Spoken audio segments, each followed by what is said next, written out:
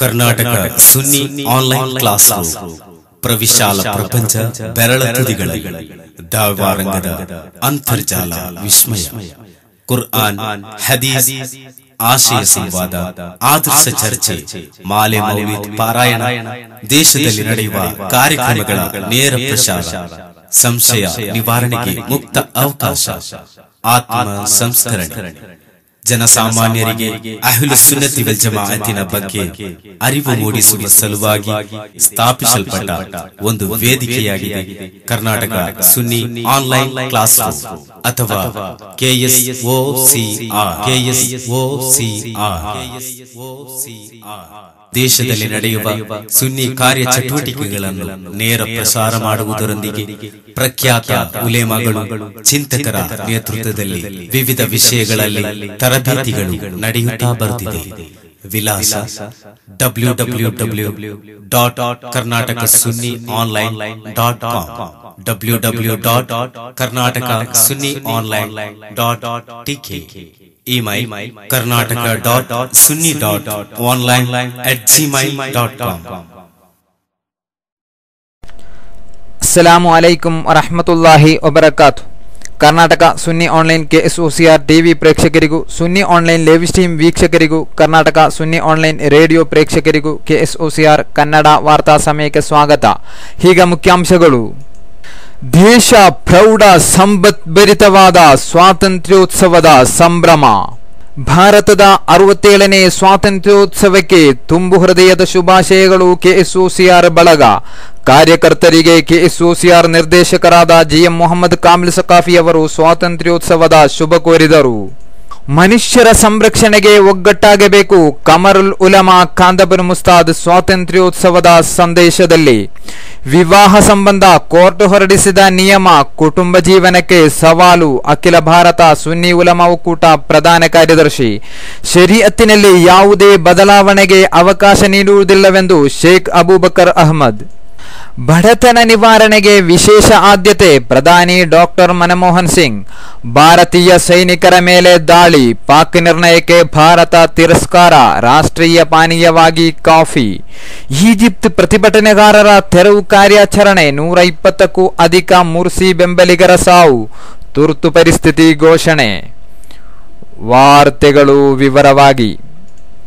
ಕೆಂಪುಕೋಟೆಯಲ್ಲಿ ಗುರುವಾರ ನಡೆದ 67ನೇ ಸ್ವಾತಂತ್ರ್ಯೋತ್ಸವದ ಸಂಭ್ರಮದಲ್ಲಿ ಪ್ರಧಾನಮಂತ್ರಿ ಮನಮೋಹನ್ ಸಿಂಗ್ ಧ್ವಜಾರೋಹಣ ಮಾಡಿದರು.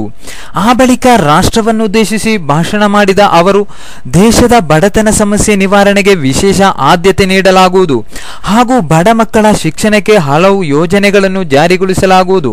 ಅಲ್ಲದೆ ಆಹಾರ ಭದ್ರತಾ ಮಸೂದೆ ಜಾರಿಯಾಗುವ ಭರವಸೆ ನೀಡಿದ ಅವರು, ಈ ಮಸೂದೆಯಿಂದ 81 ಕೋಟಿ ಜನರಿಗೆ ಅನುಕೂಲವಾಗಲಿದೆ ಎಂದರು. ಅಲ್ಲದೆ ಇತ್ತೀಚೆಗೆ ಉತ್ತರಾಖಂಡದಲ್ಲಿ ಸಂಭವಿಸಿದ ಜಲಪ್ರಳಯದಲ್ಲಿ ಸಾವಿಗೀಡಾದವರಿಗೆ ಮತ್ತು ಅವರ ಕುಟುಂಬಸ್ಥರಿಗೆ ಹಾಗೂ ಜಲಪ್ರಳಯದಲ್ಲಿ ಸಿಲುಕಿದವರ ರಕ್ಷಣೆ ಮಾಡಿದ ಸೇನಾ ಪಡೆಗೂ ತಮ್ಮ ಸಹಾನುಭೂತಿಯನ್ನು ಕೋರಿದರು. ಭಾರತೀಯ ಸಂಸತ್ತು ಬುಧವಾರ ಪಾಕಿಸ್ತಾನದ ರಾಷ್ಟ್ರೀಯ ಸಂಸತ್ತಿನ ನಿರ್ಣಯವೊಂದನ್ನು ತಿರಸ್ಕರಿಸಿದೆ. ಪಾಕಿಸ್ತಾನವು ಭಾರತದ ವಿರುದ್ಧ ಮಾಡಿರುವ ಆರೋಪವು ಸಂಪೂರ್ಣ ನಿರಾಧಾರ ಹಾಗೂ ಸುಳ್ಳು ಎಂದು ಅದು ಹೇಳಿದ್ದು, ನಿಯಂತ್ರಣ ರೇಖೆಯಲ್ಲಿ ಕಳೆದ ವಾರ ನಡೆದ ಅಪ್ರಚೋದಿತ ದಾಳಿಯಲ್ಲಿ ನಿಜವಾಗಿಯೂ ಪಾಕಿಸ್ತಾನದ ಸೇನೆ ಒಳಗೊಂಡಿತ್ತೆಂದು ಒತ್ತಿ ಹೇಳಿದೆ. ದಾಳಿ ನಡೆಸುತ್ತಿದ್ದುದಾಗಿ ಪಾಕಿಸ್ತಾನದ ಸೇನೆಯನ್ನು ಖಂಡಿಸುವ ಏಕರೀತಿಯ ನಿರ್ಣಯಗಳನ್ನು ಲೋಕಸಭೆ ಹಾಗೂ ರಾಜ್ಯಸಭೆಗಳೆರಡೂ ಸರ್ವಾನುಮತದಿಂದ ಅಂಗೀಕರಿಸಿದ್ದು, ಅಂತಾರಾಷ್ಟ್ರೀಯ ಗಡಿ ಹಾಗೂ ನಿಯಂತ್ರಣ ರೇಖೆಗಳಲ್ಲಿ ಕದನ ವಿರಾಮದ 2003ರ ಒಪ್ಪಂದಕ್ಕೆ ಬದ್ಧವಾಗಿರುವಂತೆ ಪಾಕಿಸ್ತಾನ ಸರ್ಕಾರಕ್ಕೆ ಸೂಚಿಸಿವೆ.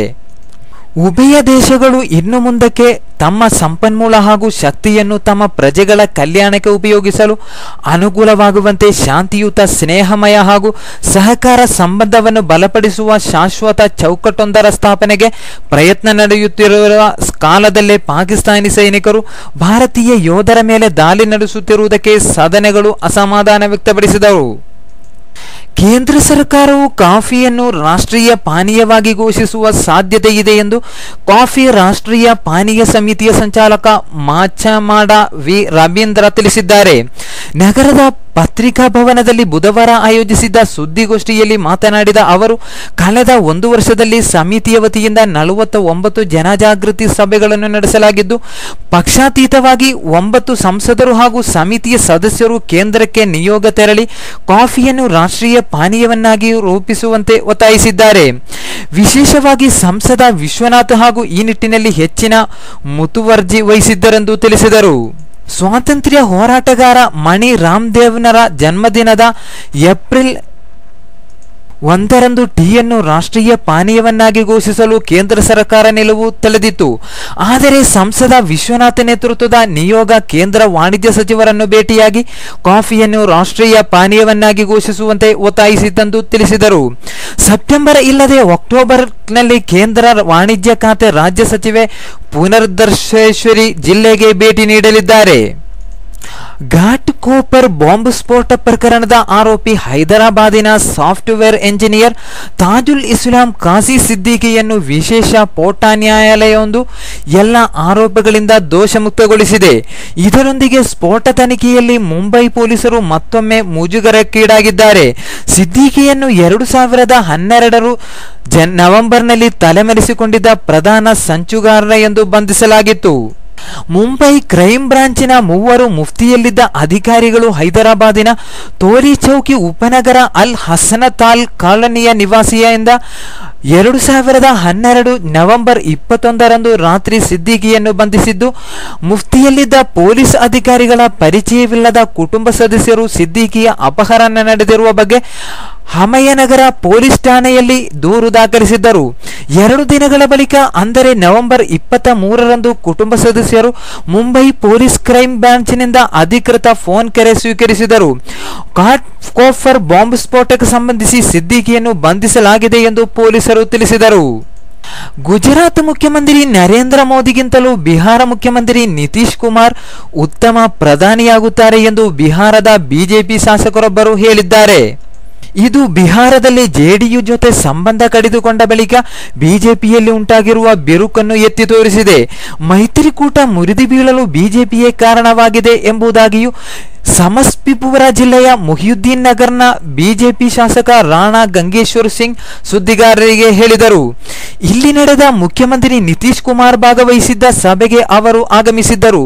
ನಿತೀಶ್ ಕುಮಾರ್ ಮೇಲೆ ಹೊಗಳಿಕೆಯ ಸುರಿಮಳೆಯನ್ನೇ ಹರಿಸಿದ ಗಂಗೇಶ್ವರ್ ಸಿಂಗ್ ಮುಖ್ಯಮಂತ್ರಿ ರಾಜ್ಯದ ಗೌರವವಾಗಿದ್ದಾರೆ ಎಂದು ಬಣ್ಣಿಸಿದರು.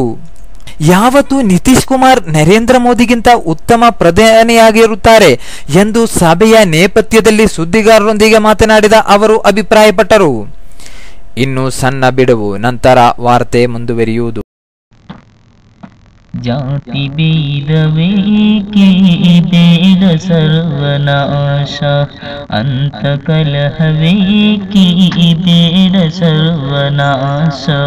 ಭಾರತೀಯರೆಲ್ಲ ಒಂದೇ ತಾಯ ಮಕ್ಕಳು, ಇದು ಮರೆಯದಿರಿ ಭಾರತದ ಪ್ರೌಢ ಪ್ರಜೆಗಳೇ, ಇದು ಮರೆಯದಿರಿ ಶಾಂತಿ ಶಾಂತಿ ಶಾಂತಿ ಪ್ರಿಯರೇ.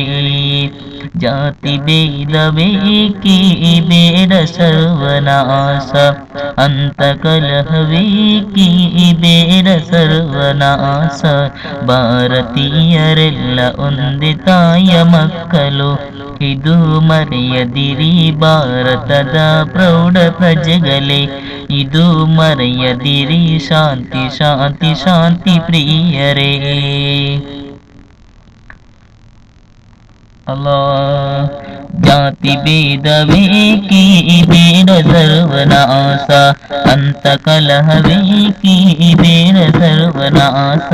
ಭಾರತೀಯರೆಲ್ಲ ಒಂದೇ ತಾಯ ಮಕ್ಕಳು, ಇದು ಮರೆಯದಿರಿ ಭಾರತದ ಪ್ರೌಢ ಪ್ರಜೆಗಳೇ, ಇದು ಮರೆಯದಿರಿ ಶಾಂತಿ ಶಾಂತಿ ಶಾಂತಿ ಪ್ರಿಯರೇ. ಜಾತಿ ಭೇದವೇ ಬೇಡ ಸರ್ವನಾಶ, ಅಂತ ಕಲಹವೇಕೆ ಬೇಡ ಸರ್ವನಾಶ.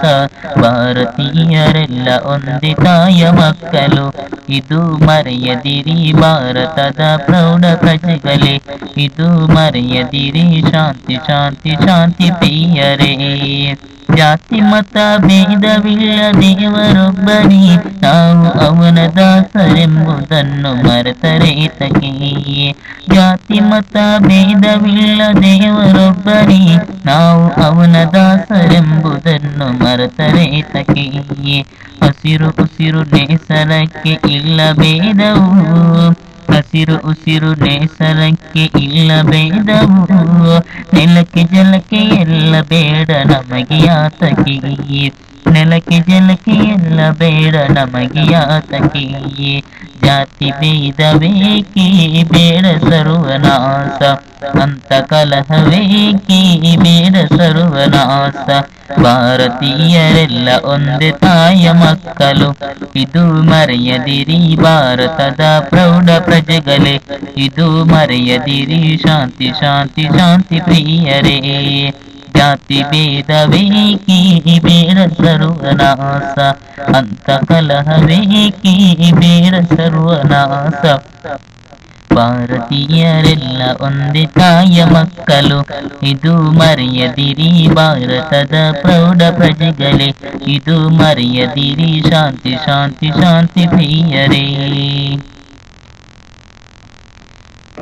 ಭಾರತ ದೇಶದ ಪ್ರಜೆಗಳು ನಾವು ಹಾಡುವೆವು ನವ ಸಂದೇಶ.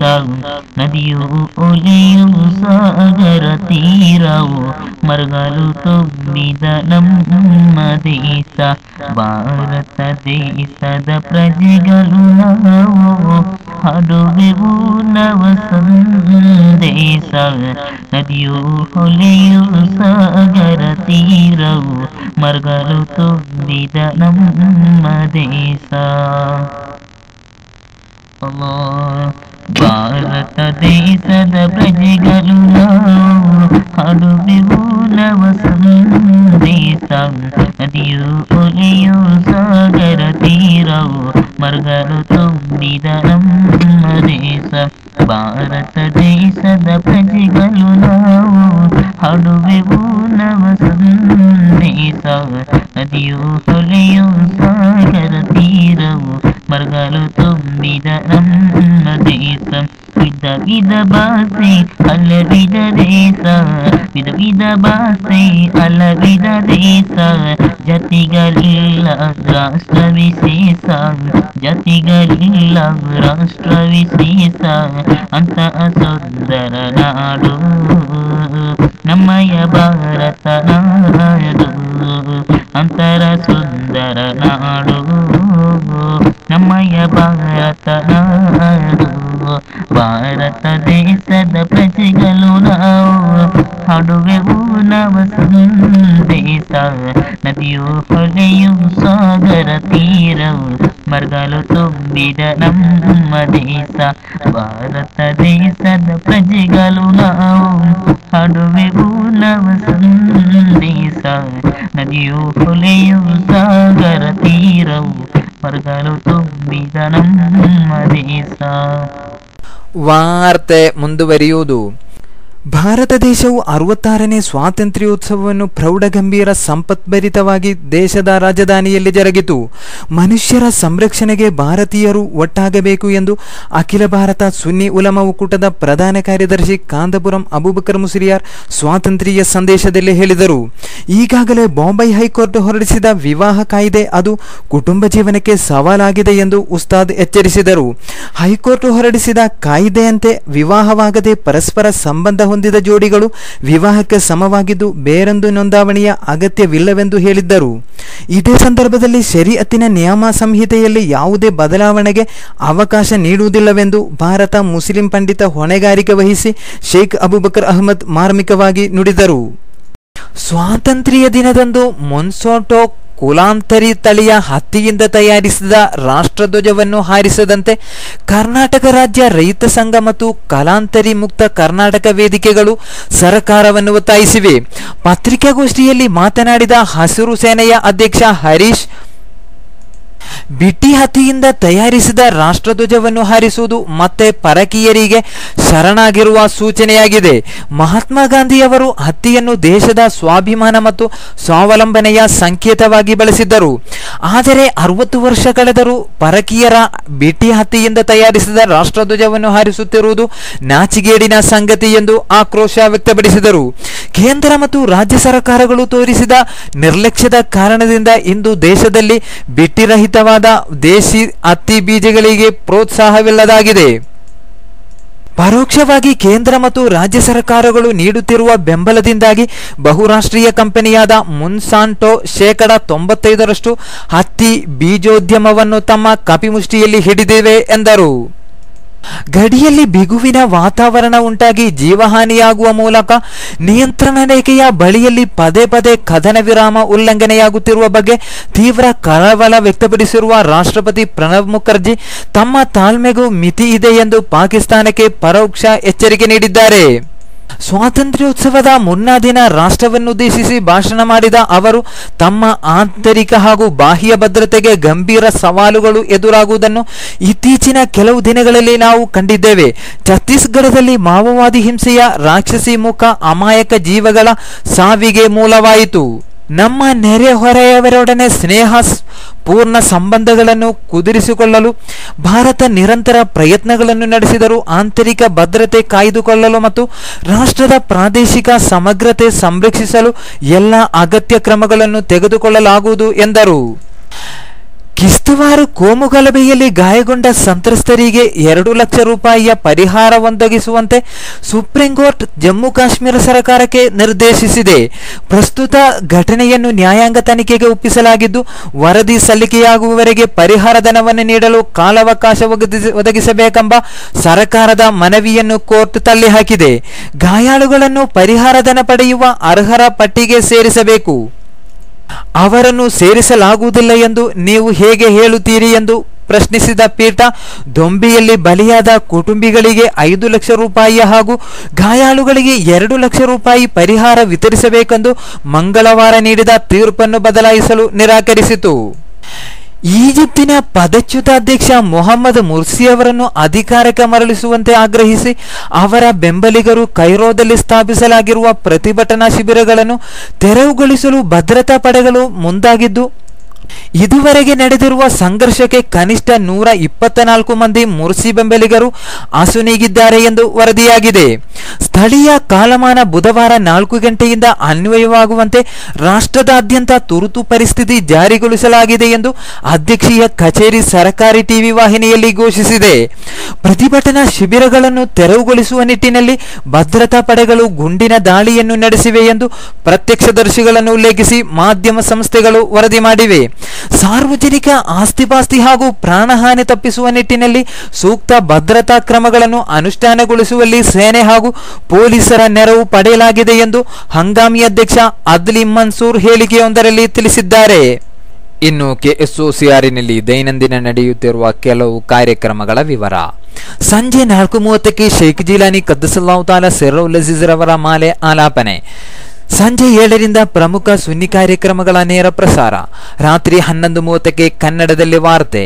ಬಳಿಕ ಪ್ರಗಲ್ಭ ಉಸ್ತಾದರಿಂದ ಹಾಗೂ ಕೆಎಸ್ಒಸಿಆರ್ ಕಾರ್ಯಕರ್ತರಿಂದ ವಿವಿಧ ವಿಷಯಗಳನ್ನಾಧರಿಸಿ ಚರ್ಚಾ ಸಮಯ. ನಂತರ ಹದ್ದಾದ್ ರಾತೀಬ್. ಪ್ರತಿ ಬುಧವಾರ ರಾತ್ರಿ ಬಹು ಜಿಎಂ ಮೊಹಮ್ಮದ್ ಕಾಮಿಲ್ ಸಕಾಫಿ ಅವರ ನಾಯಕತ್ವದಲ್ಲಿ ಕನ್ನಡ ಭಾಷಣ ತರಬೇತಿ ನಡೆಯಲಿದೆ. ಈ ಎಲ್ಲ ಕಾರ್ಯಕ್ರಮಗಳಲ್ಲೂ ತಾವು ಕರ್ನಾಟಕ ಸುನ್ನಿ ಆನ್ಲೈನ್ ಕ್ಲಾಸ್ ರೂಮಿನಲ್ಲಿ ಪಾಲ್ಗೊಂಡು ತಮ್ಮ ಮಿತ್ರರನ್ನು ಕರೆತರಬೇಕಾಗಿ ವಿನಂತಿಸಲಾಗಿದೆ.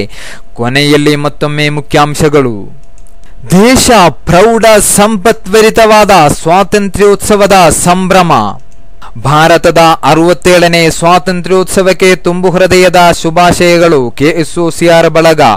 ಕಾರ್ಯಕರ್ತರಿಗೆ ಕೆಎಸ್ಒಸಿಆರ್ ನಿರ್ದೇಶಕರಾದ ಜಿಎಂ ಮೊಹಮ್ಮದ್ ಕಾಮಿಲ್ ಸಕಾಫಿ ಅವರು ಸ್ವಾತಂತ್ರ್ಯೋತ್ಸವದ ಶುಭ ಕೋರಿದರು. ಮನುಷ್ಯನ ಸಂರಕ್ಷಣೆಗೆ ಒಗ್ಗಟ್ಟಾಗಬೇಕು. ಕಮರುಲ್ ಉಲಮಾ ಖಾಂದಪುರ ಮುಸ್ತಾದ್. ವಿವಾಹ ಸಂಬಂಧ ಕೋರ್ಟ್ ಹೊರಡಿಸಿದ ನಿಯಮ ಕುಟುಂಬ ಜೀವನಕ್ಕೆ ಸವಾಲು. ಅಖಿಲ ಭಾರತ ಸುನ್ನಿ ಉಲಮಾ ಒಕ್ಕೂಟದ ಪ್ರಧಾನ ಕಾರ್ಯದರ್ಶಿ. ಶರೀಅತ್ತಿನಲ್ಲಿ ಯಾವುದೇ ಬದಲಾವಣೆಗೆ ಅವಕಾಶ ನೀಡುವುದಿಲ್ಲವೆಂದು ಶೇಖ್ ಅಬೂಬಕರ್ ಅಹಮದ್. ಬಡತನ ನಿವಾರಣೆಗೆ ವಿಶೇಷ ಆದ್ಯತೆ ಪ್ರಧಾನಿ ಡಾಕ್ಟರ್ ಮನಮೋಹನ್ ಸಿಂಗ್. ಭಾರತೀಯ ಸೈನಿಕರ ಮೇಲೆ ದಾಳಿ, ಪಾಕ್ ನಿರ್ಣಯಕ್ಕೆ ಭಾರತ ತಿರಸ್ಕಾರ. ರಾಷ್ಟ್ರೀಯ ಪಾನೀಯವಾಗಿ ಕಾಫಿ. ಈಜಿಪ್ಟ್ ಪ್ರತಿಭಟನೆಗಾರರ ತೆರವು ಕಾರ್ಯಾಚರಣೆ, 120ಕ್ಕೂ ಅಧಿಕ ಮುರ್ಸಿ ಬೆಂಬಲಿಗರ ಸಾವು, ತುರ್ತು ಪರಿಸ್ಥಿತಿ ಘೋಷಣೆ. ಇಲ್ಲಿಗೆ ಈ ಹೊತ್ತಿನ ವಾರ್ತೆ ಮುಕ್ತಾಯವಾಯಿತು. ನಿಮ್ಮ ಅನಿಸಿಕೆಗಳನ್ನು, ಸಂಘಟನಾ ವಾರ್ತೆಗಳನ್ನು ಕರ್ನಾಟಕ ಸುನ್ನಿ ಆನ್ಲೈನ್ ಎಂಬ ನಿಂಬೂಸ್ ಐಡಿಯಲ್ಲೋ ಕರ್ನಾಟಕ ಸುನ್ನಿ ಆನ್ಲೈನ್ @gmail.com ಕಳುಹಿಸಬೇಕಾಗಿ ವಿನಂತಿಸುತ್ತಾ ದುವಾ ವಸಿಯತ್ತಿನೊಂದಿಗೆ ಮತ್ತೆ ನಾಳೆ ಭೇಟಿಯಾಗೋಣ. ಅಸ್ಸಲಾಮು ಅಲೈಕುಂ ವರಹಮತುಲ್ಲಾಹಿ ವಬರಕಾತು.